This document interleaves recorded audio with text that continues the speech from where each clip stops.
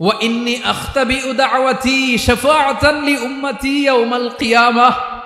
আমার ওই স্পেশাল দোয়াটা আমি দুনিয়ার বুকে কঠিন বিপদে পড়েও কোনোদিন করি নাই। আমি আমার স্পেশাল দোয়াটা কিয়ামতের দিন আমার গুনাহগার উম্মতকে সুপারিশের জন্য রেখে দিয়েছি।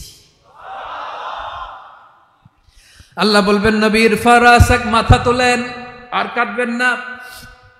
বিশ্বনবী মাথা তুলবেন।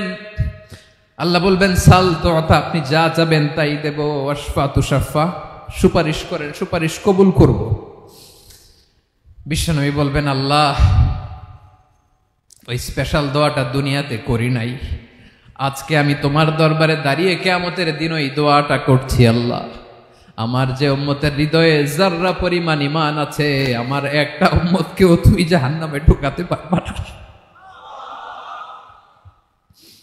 বিশ্বনবী পাগলের মতো একবার হাউজে কাউসারে যাবেন, একবার সিরাতে যাবেন, একবার পুলসিরাতের দিকে, একবার হাউজে কাউসারের দিকে পাগলের মতো দৌড়াতে থাকবেন, তার কোনো গুনাহগার উম্মত যাতে জাহান্নামে ঢুকে না যায়।